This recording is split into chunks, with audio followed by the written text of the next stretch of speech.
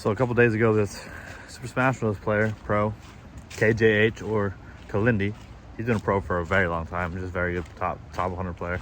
And he posted a video a couple days ago about his testimony of God. And it was like this 40-minute video, right? And you know, I watched the whole thing. It resonated quite deeply, right? And I have a lot of things to say, but let me share like I'll just share a synopsis of what he went through, and then I'll share like something that I was thinking about that related to it. So essentially, you know, he was playing Smash, trying to get better, you know, idolizing Smash, and he would do these things where he would like set up rules or limitations, or he would place like punishments on himself, like, oh, if you don't practice, you know, you have to do this punishment. If you don't do X, this has to happen. So one day his punishment was that he had to like wake up really early in the morning, 8 a.m.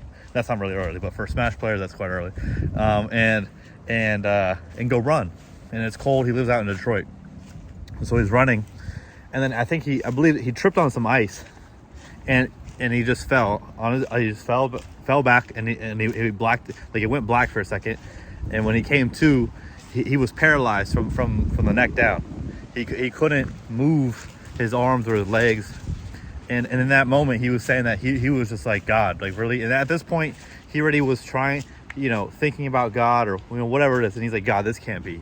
This is not how my life ends. You know, just pleading with God. And I guess he was in a neighborhood, so all the neighbors came. Some of the neighbors that saw it came, and one of the guys that came was like trying to be like, hey, are you okay? Are you okay? And like while Kalindi is like trying to talk to this guy, he's still talking to God, still just like pleading with God, like, this can't be. I can't feel my arms. I can't feel my legs. Like, you know. And then 5 minutes pass, and he regains function in his whole body. Like, I mean, and this is not like some woo-woo shit. I mean, there was all these fucking people there, saw that he was paralyzed, right? And and so that happened, right? He goes to the doctor. They check him out. They're like, yeah, you're fine. You might just have some pain, but we don't see anything wrong with you, right? So he continues on, but the pain is still bothering him, right? So he goes, he's taking pain meds or whatever, maybe some Tylenol, ibuprofen. I don't remember. But then he goes to a tournament. He flies out to a tournament, and he said he was flying out, and he got this weird feeling in the plane, like a feeling of doomsday. Like, I something bad's going to happen. I shouldn't be here. And he gets to the tournament, and just still in so much pain, and like, you know, and then he flew back, and he was trying to hide the pain from everyone, like, but he flew back, right? And he there was other smashers on his plane, and he was like thankful because he wasn't able to, like, you know, carry his own luggage because he was in so much pain, right? And so he gets back from the tournament. And I kind of gave very briefly, and then whatever, he gets back, he goes to the ER, and they're like, when they come back, they do either a CT scan, I believe they do a CT scan, and they're like, they come back to like, do not move at all, do not move. We need it, there needs to be, we're going to put you in emergency surgery right now. His neck was broken in multiple places. His neck was like the fact he flew, right? He flew, and he was talking about how, like, dude, a nudge, him falling down, someone bumping into him too hardly, someone hugging him too tight, anything, any sudden movement could have either killed him or paralyzed him for life. But it didn't, you know, and that was essentially his testimony, right? But then he found his problem of like still kind of trying to do things on his own, still trying to be stubborn. And this is what I wanted to talk about. And this is what I left my comment. I watched the whole video, and I sent a message on Discord, and I put a couple comments. But I've dealt with the same thing where it's, how much longer can I limit test God's forgiveness before he just fucking paralyzed, before he just takes my life? Like, hold on, let me relax. He's not gonna take my life, but before, like, he just kind of gives up, or he like he jobs me, he jobs the fuck out of me, right? Like, like what was it? Once again, you can go back to my videos on Job, where I essentially say that, you know, I had this kind of unpopular opinion. Hey, come here.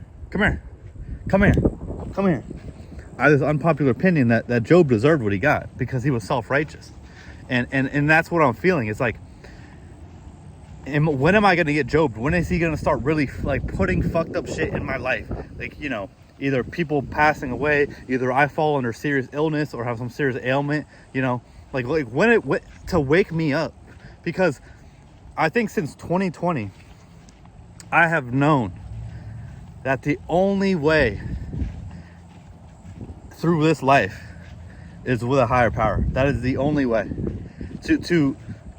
The only way for me personally, and through all my trauma, the only thing that can bear that burden and can shoulder all that is God or some other higher power. And I feel like, but even though I knew that, I still run my head into the wall.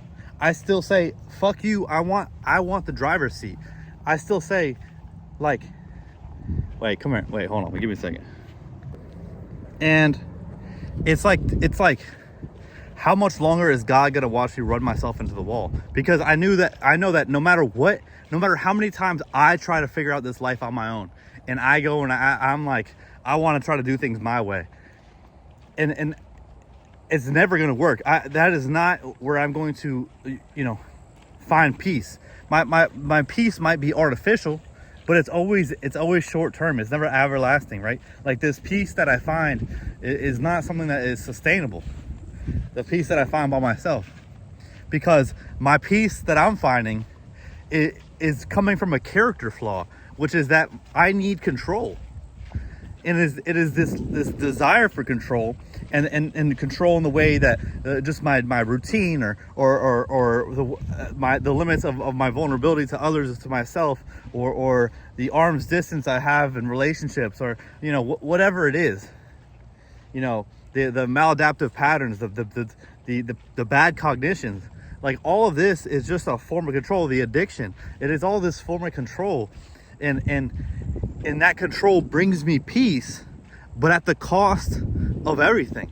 It brings my ego peace at the cost of my body and my soul, right? Like, that is not the and so I wrote that comment, like, I know what it feels like to run your head into the wall, and even when God so clearly shows you a sign, literally puts it on a billboard with neon lights.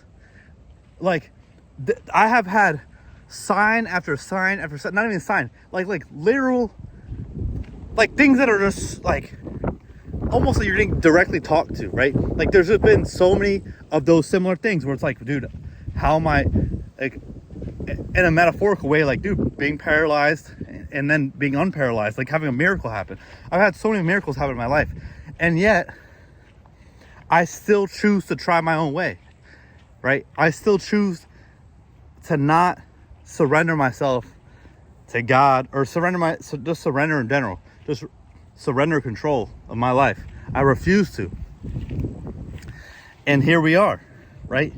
And it's like, I wonder how much longer can I do that before God inevitably Jobs the fuck out of me.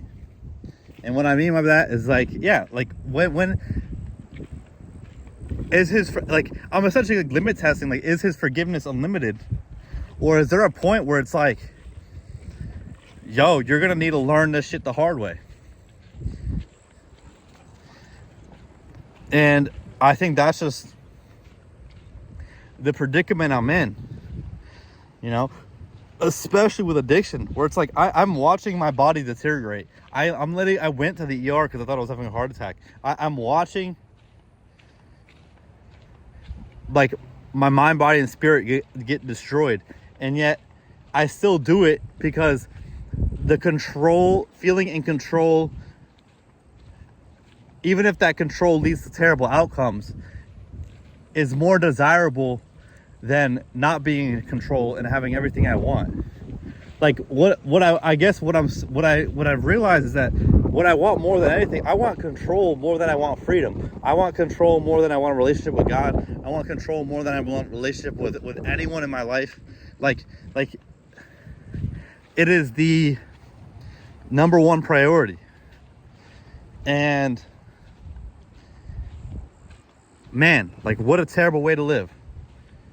And I'm gonna try to keep figuring it out, because I mean, usually people desire control because at some point things were so out of control and so much fucked up shit was happening to them that was out of their control that they decided to control what they can control, right? Like you know, as a kid, if you're like getting abused, I'm not saying about my life, but I'm just saying in general, like if you're a kid and you're getting traumatized a lot and you're getting abused in all forms of ways, and verbally, emotionally, the other way, you know, and if you're getting bullied a lot, or like whatever the case is, at some point you find your little home, and that little home could be, you know, going on, you know, being a young kid online, going through forum pages, like finding people that are going through what you're going through.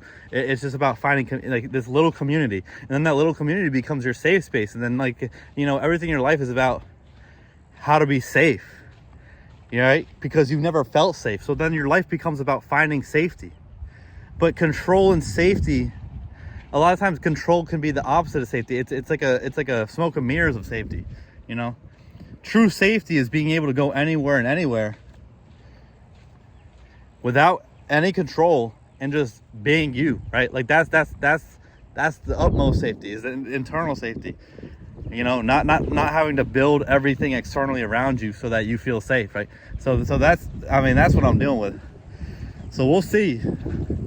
But yeah, man, I'll link Kalindi's video and I really implore, I don't know what the right word I'm looking for is. I really, you know, just go watch it. Just go watch it. It's a really cool video. And, you know, it's always those videos, because during the video, he every 10 minutes, he'll be like, man, I don't even think anyone's still listening to this. And there I was, just listening to it. Right? I listened to the whole fucking thing, you know. And it's those videos that you don't think that are gonna, like, those videos that you don't think that anyone's gonna watch or that anyone gives a fuck about. Those are the ones that usually do the best. But yeah, what a dog. It's fucking hot out. It's fucking hot again. It was literally cold for about a week. But all right, yeah, man, I think that's my biggest fear is God just giving up on me, because he knows that I know what to do and what's right and wrong, and he knows that I know that he's the way, the truth, and the life, or whatever. Oh my God, my dog just fucking shit the grossest looking shit out.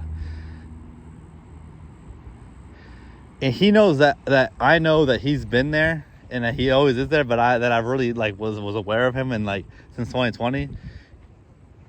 And yet he still sees me choosing, bro, the wrong direction, right? Like, and he still sees me making the same fucking mistakes repeatedly, even when I know that they are the same mistakes repeatedly. And I'm aware of the pattern, and I'm aware of what, but that's what I talked about in the other video. Awareness is the first step of the change, but the awareness step of change is always the longest, and almost feels like a valley of despair. But we push through, because the issue is that, you know, I think humans, we like to think that we have free will, and we like to think about it, but to use it and to really understand that we have free will is a whole different story, because we like to blame, you know, the circumstances of our life on so many different things, but when you're self-aware, you realize that you're making all these choices all the time, and it's just the issue that the choices you're making are just repeating the cycle that you want to escape. And so you're like coming to terms with, like, oh shit, this is actually me, and I can't. And it's the hard part about the change part of making the change after you become self-aware is like you realizing that this is all in your power, and it's like that responsibility is horrific. I mean, why do you look at the capitalistic system? Look at what we're doing.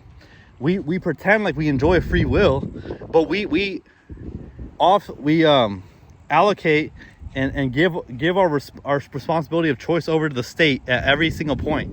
You know, you go to the grocery store, you think you have a choice. No, bro, you're just picking what's there. You're like, oh, here's the 3 brands of coffee pods. Let me go buy a coffee pod. Oh, here's the couple brands of milk. Like at every, oh, which road should I drive on? Well, there's only 2. Or, oh, what job should I apply to? Oh, here's a handful of jobs. Like at every point, the choices are usually being made for us, you know?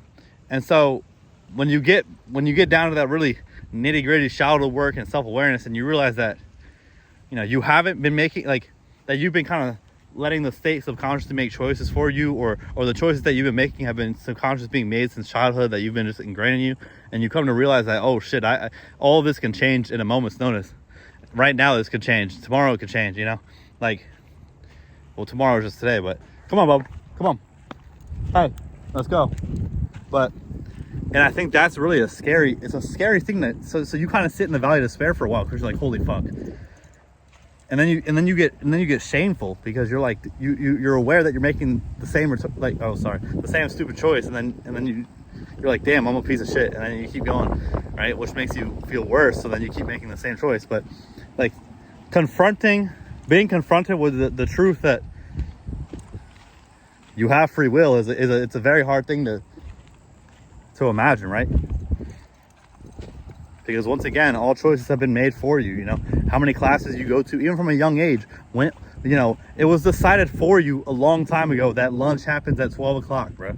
Like, right? Like, you know, even something like that, it's been decided that you eat breakfast, lunch, and dinner. Like, that's you know what I mean? Like, even, like, everything you think about are choices that we have we have allocated over to the state and over to anything besides us, you know?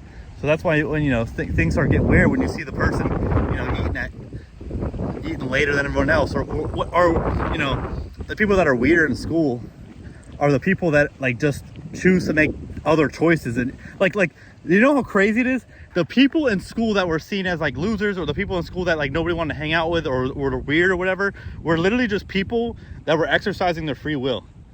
It was literally the people that were making choices for themselves were seen as weird, and the people that just like fit in to whatever the status quo is are seen as like normal people, like, right? Like, you know what I mean? It's kind of a weird thing. Like, oh shit, the fuck. But anyways, it all comes down to choice, and when do I choose? And I think by saying when, I'm constantly putting out into the future. Because it's like, when am I gonna make this choice? But it's like, I could choose right now to be different. But anyways, I'm out of here. Guys, girls, gays, queers, they, them, these, or any all. Everyone, anyone. We're blessed rest of your Sunday. A beautiful Monday.